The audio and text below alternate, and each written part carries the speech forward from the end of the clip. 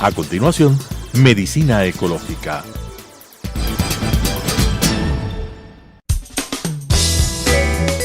Clasificación A. Apto para todo público.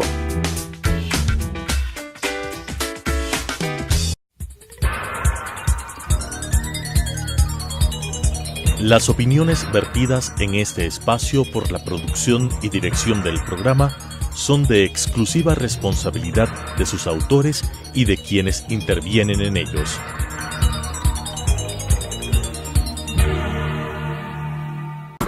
Telesucesos Canal 29 UHF presenta Medicina Ecológica, un nuevo enfoque de la salud pública diseñado especialmente para mejorar la salud de todos los habitantes en armonía con la naturaleza.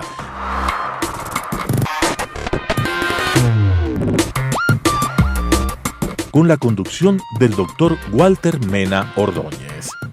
Medicina Ecológica. Amigos televidentes, es una enorme satisfacción continuar con nuestro programa Medicina Ecológica hacia un nuevo enfoque de la salud pública.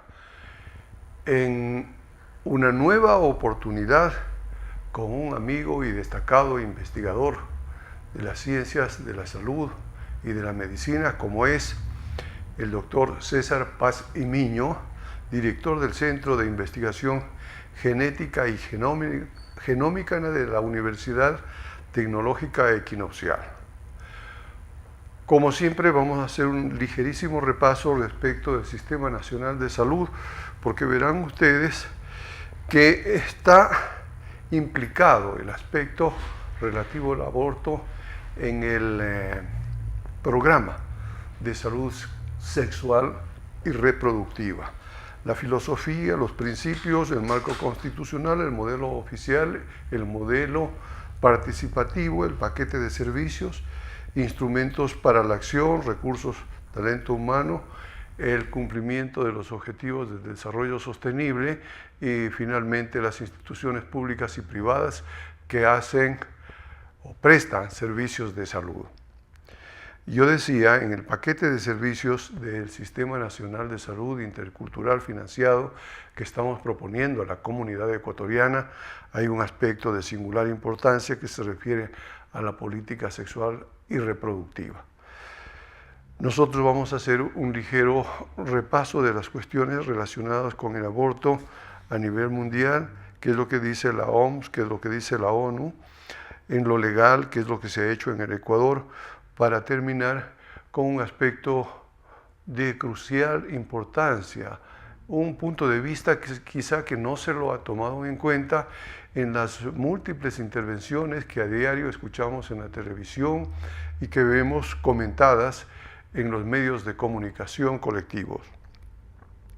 Me refiero al aborto o interrupción del embarazo con implicaciones genéticas.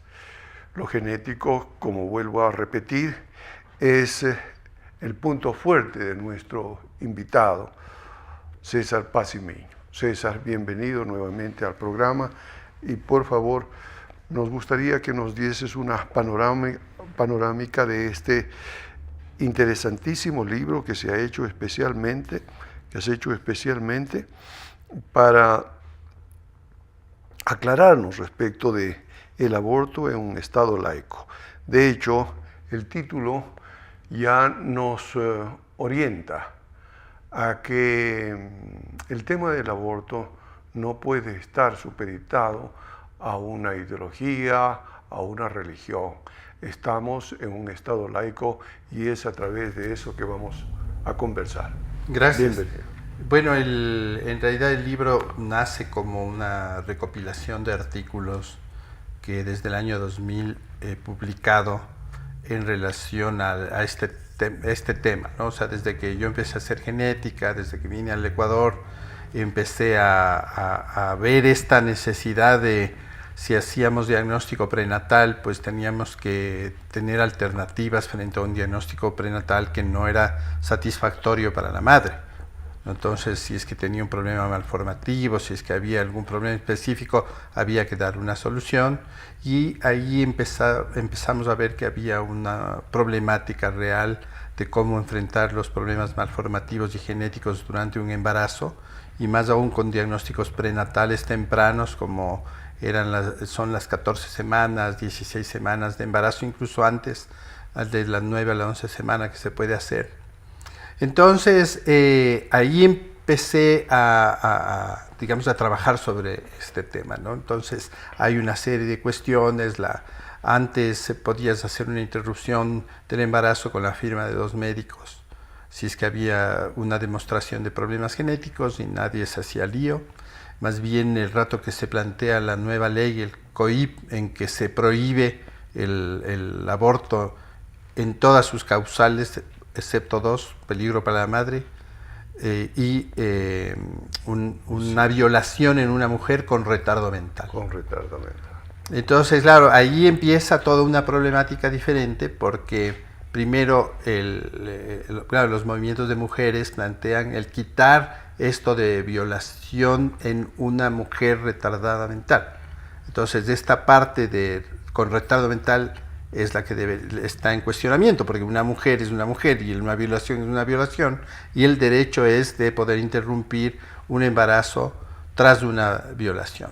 Entonces, mi aporte específico en el tema de la violación desde el punto de vista genético se centró en hablar sobre los riesgos genéticos que produce una violación, ¿no es cierto? Entonces, desde la perspectiva del asesoramiento genético, cuando tú te enfrentas a un problema de estos, tienes que plantear 3 cosas, que es, la mayoría de violaciones son intrafamiliares, el 37% son por padres.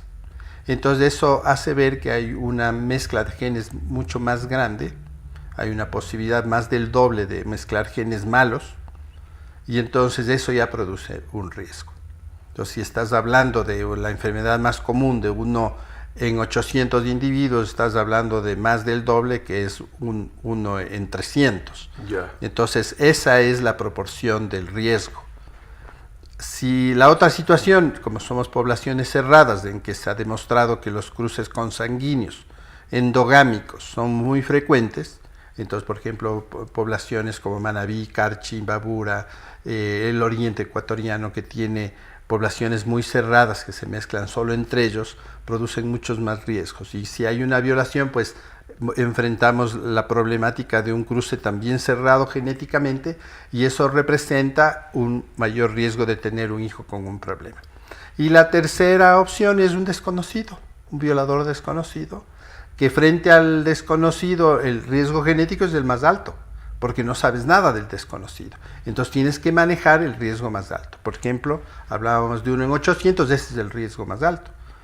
Y así por enfermedad, 1 en 527 para los problemas cromosómicos, y luego una problemática en relación a infecciones que puede transmitirte un violador que producen malformaciones como rubiola, citomegalovirus, sífilis, HIV, chikungunya, Zika, que producen también problemas malformativos. Entonces, este es el panorama de los riesgos genéticos tras una violación. Perfectamente. Para conocimiento del público, la ONU define aborto como la terminación del embarazo posterior a la implantación del huevo fecundado en la cavidad endometrial, antes de que el feto logre la viabilidad menor a 22 semanas de edad gestacional, con un peso fetal menor de 500 gramos y una longitud cefalocaudal de 25 centímetros. Feto, entonces distingamos entre embrión antes de las 22 semanas y feto después de las 22 semanas. Mientras la ONU en el 2016 pidió despenalizar el aborto por 3 causas cuando el embarazo se produzca luego de una violación, por incesto y por malformaciones del feto. Sobre esto nos conversaba nuestro invitado César Pacimiño, que la probabilidad definitiva aumenta sustancialmente cuando la violación la hace una persona cercana a la mujer violada. cercana consanguíneamente a una mujer Así violada. En lo legal, en Ecuador se permite practicar el procedimiento en caso de violación, pero si la mujer sufre discapacidad mental. En caso de que el embarazo ponga en riesgo la vida o la salud de la paciente, es la segunda posibilidad. Esto está estipulado en el artículo 150 del Código Orgánico Integral Penal COIP.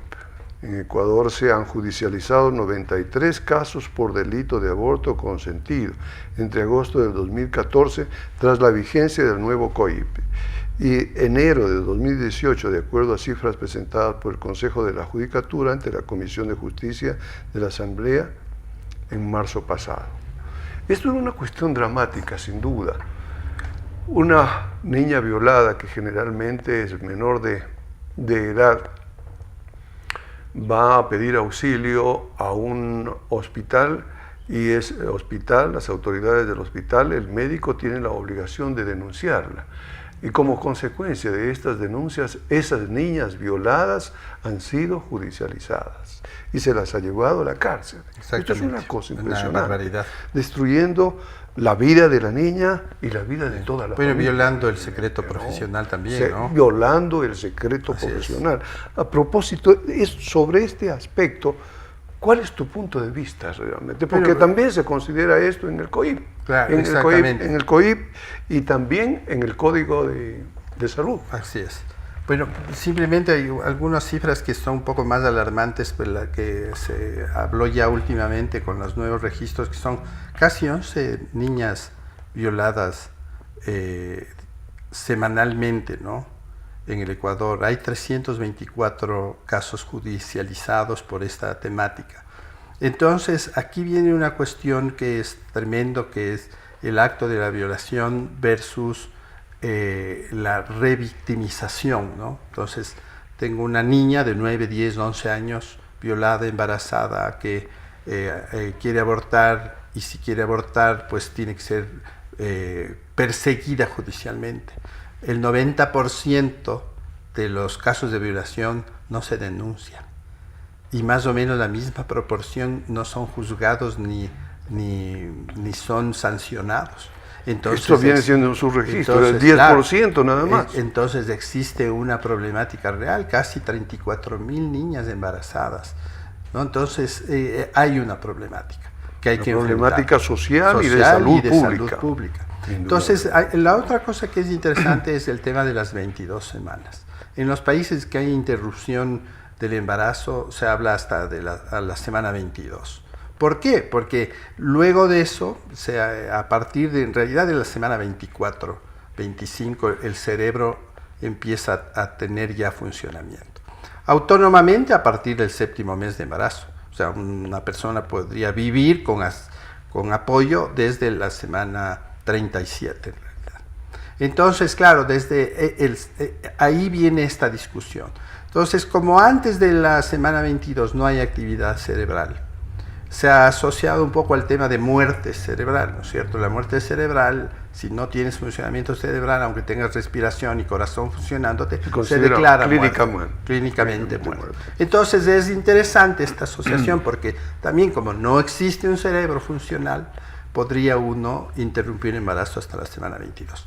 Entonces yo creo que esto es racional, es un comportamiento racional. Y de hecho, en eso yo creo que hubo un pronunciamiento muy favorable del Ministerio de Salud al decir que no se debe violar la confidencialidad de las mujeres que asisten a abortos y que no pueden ser denunciadas.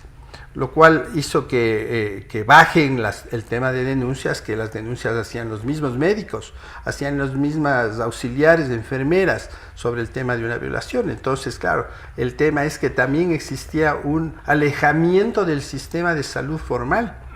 Como me van a denunciar, entonces busco el sistema de salud informal, ilegal, para decir con una palabra. Entonces un aborto ilegal tiene mucho más riesgos de salud, infecciones, perforaciones de útero, etcétera, y hay una problemática por eso de las muertes maternas por mala atención durante un parto, que llevan, creo, algo de como de 3.000 muertes por este asunto. Entonces, yo creo que sí hay una problemática que hay que enfrentar. De hecho, el Colegio Médico de Pichincha, de manera bastante racional, al menos se pronunciaron sobre esta temática. A las academias no se pronuncian, las sociedades no se pronuncian. La Federación Médica, curiosamente, en nombre de todos los médicos, se opone al tema de la interrupción del embarazo.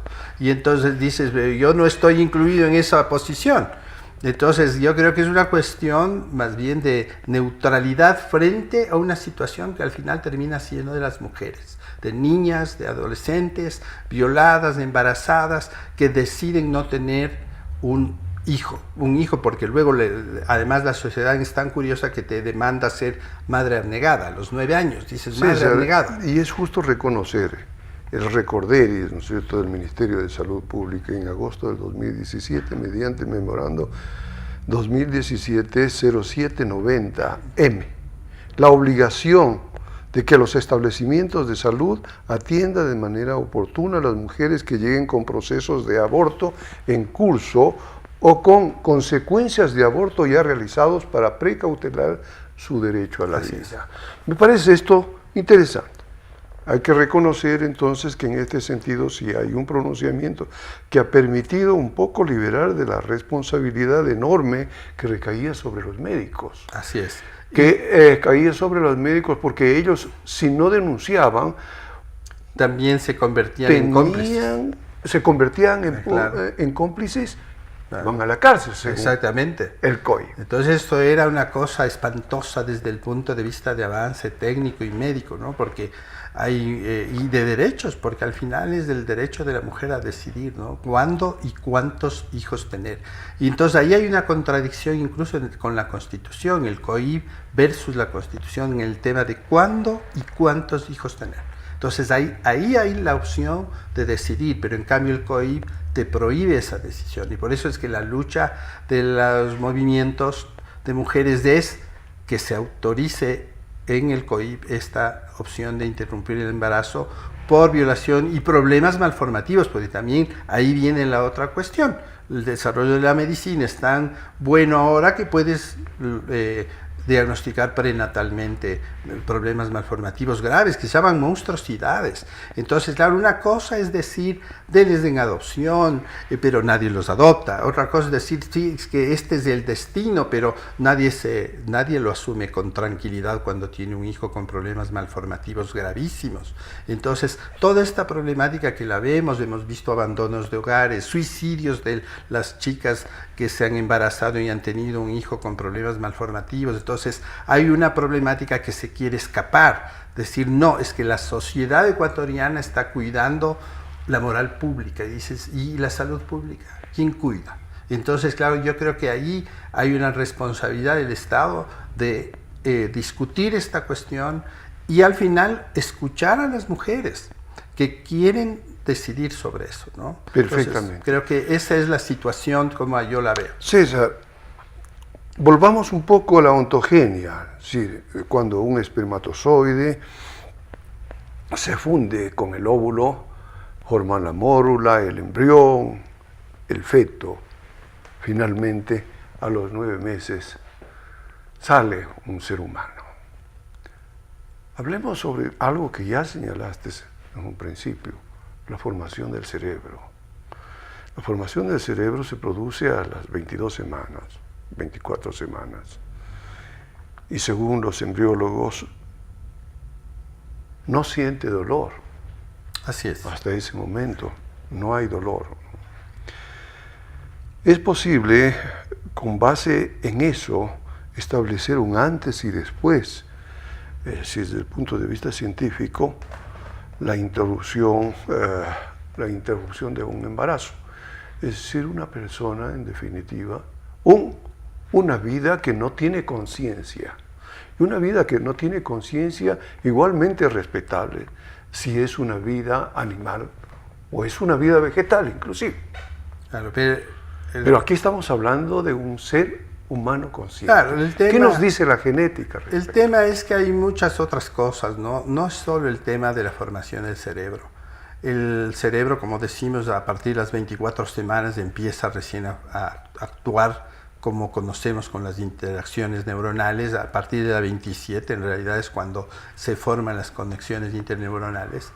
Pero también necesitas un montón de carga genética de la madre que induzca actividad genética en el embrión.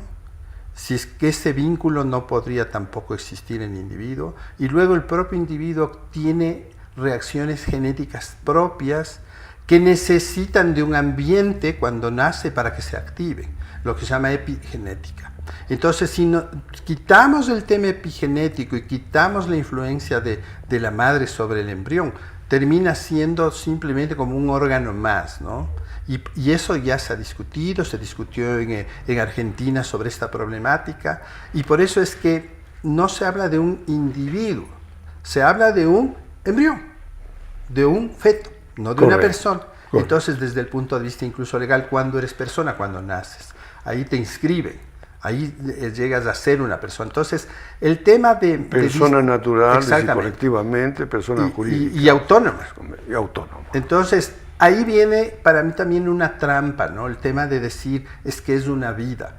Entonces, vida es el espermatozoide, vida es el óvulo, vida es el huevo que comemos todos los días. Eso es vida, pero el tema va más allá. O sea, ¿qué tipo de relación quiero tener con este embrión, con este feto que fue producto no consentido, que fue producto de una violación y que al final de cuentas todavía no llega a ser un individuo? Entonces, esa es la cuestión de la discusión por la cual la aspiración es que se despenalice una cuestión que es abominable como una violación y un embarazo no consentido, y cuando tiene malformaciones más aún. Entonces yo creo que ahí no podemos, al menos quienes estamos a favor de que se cambie esto del COIP, no podemos caer en esa trampa, ¿no? De que si es vida o no es vida. Por supuesto que es vida, pero no es vida como nosotros la vivimos. Por eso hacíamos la comparación con el tema del funcionamiento cerebral. O sea, ¿cuándo declaras muerte de una persona? Cuando ya ha dejado su cerebro. Si no tengo cerebro, ¿qué considero a este individuo que no tiene cerebro funcional todavía? A partir de las 27 semanas recién empieza. Entonces yo creo que también hay que escuchar y ver la experiencia internacional, ¿no? O sea, cómo han bajado las tasas de mortalidad aprobando el aborto en condiciones de salud favorables. Entonces yo creo que esta experiencia es buena. En España yo viví justamente el cambio de ley. Y claro, el aborto se mantiene más o menos en las cifras iguales, lo que baja es la mortalidad materna.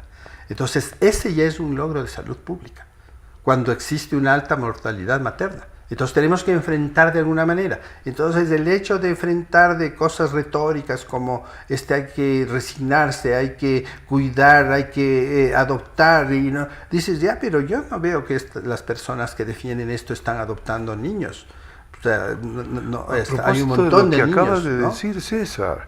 El Ministerio de Salud Pública establece que el 15.6% son las muertes maternas en el país, están relacionadas con interrupciones del embarazo realizadas en condiciones inseguras. Imagínate eso, es un son horror. 15 de cada 100 mujeres. Entonces, es una barbaridad, es peor que una guerra.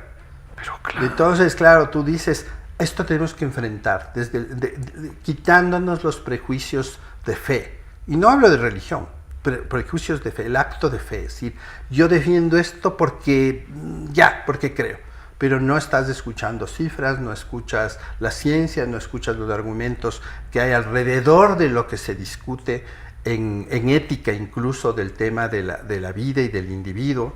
Entonces, si me cierro a eso, estoy discutiendo un acto de fe.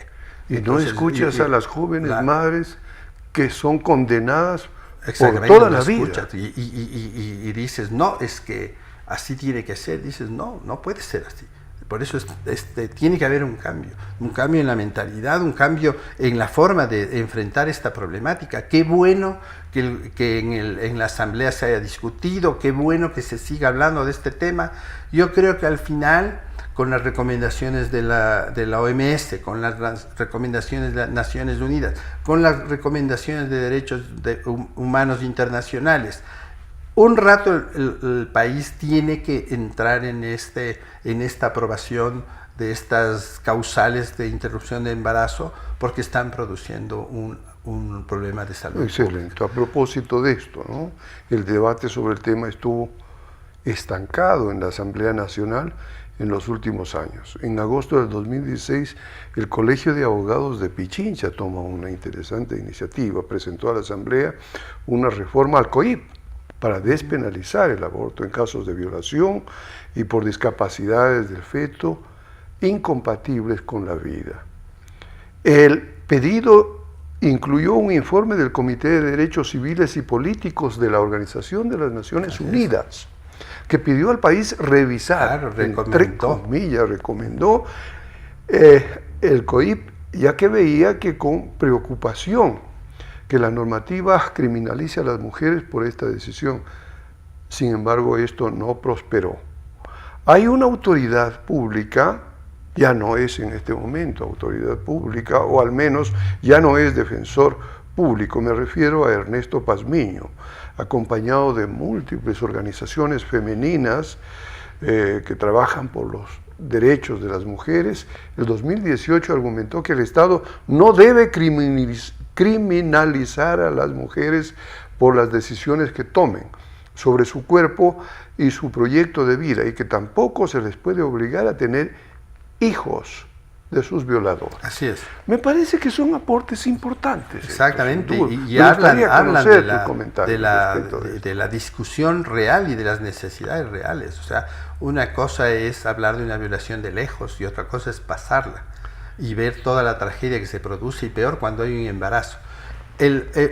Incluso otro punto que la sociedad parece que se olvida, y es el tema de cómo la sociedad y el Estado da la espalda a las niñas adolescentes embarazadas con hijos de violadores, que les sumen en una pobreza extrema a estas personas, ¿no? Peor si tienen malformaciones. Una malformación, el costo de mantener una malformación supera los $1,000 o $2,000, dependiendo de cuál, hasta más, ¿no? Hay enfermedades que necesitas $1 millón al año para poder mantenerlas. Entonces, hay una realidad, una cuestión que también tenemos que considerar, es esta desatención del Estado en estos casos de problemas malformativos graves, de enfermedades raras, muchos productos de violaciones. Entonces yo creo que incluso desde la perspectiva del manejo de la salud pública, tienes que considerar todas estas aristas. O sea, todas estas aristas económicas, psicológicas, el tema de los riesgos genéticos y sobre todo escuchar a quienes llevan los embarazos, que son las mujeres. Excelentes comentarios los tuyos, estimado. Muy orientadores. Tenemos un comentario final al respecto. Según estadísticas oficiales, la mayor parte de mujeres embarazadas por violación pertenecen a estratos pobres de la población, cuyas edades fluctúan entre 12 y 16 años. Se trata de un problema social y de salud pública que debe ser abordado en forma responsable y urgentemente, en términos preventivos, mediante una combinación de estrategias como una buena educación y anticonceptivos. Cuando por razones terapéuticas, psicológicas y sociales, como las que hemos conversado acá con nuestro amigo, deba ser practicado, será responsabilidad del Estado mantener servicios de salud adecuadamente equipados y con personal competente. Por supuesto, sin penalización alguna para la mujer ni para el personal médico que lo practica. Finalmente, decimos, y ahora sí finalmente, estimados amigos, parafraseando a Maturana y para destacar el valor de la vida consciente, mira las flores y siente que vives, y la muerte se aleja. Mira la vida consciente, mira las flores y siente que vives y la muerte se aleja. Mira las flores del otro y siente que también vive y que ambos se alejan alegremente de la muerte. Gracias, amigos televidentes, y les esperamos para el próximo programa. Por ahora les agradecemos mucho por su audiencia. Hasta la próxima.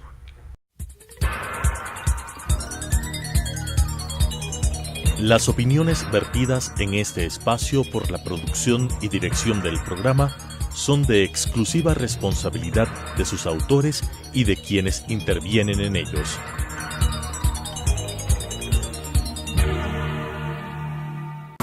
Telesucesos Canal 29 UHF presentó Medicina Ecológica, un nuevo enfoque de la salud pública diseñado especialmente para mejorar la salud de todos los habitantes en armonía con la naturaleza.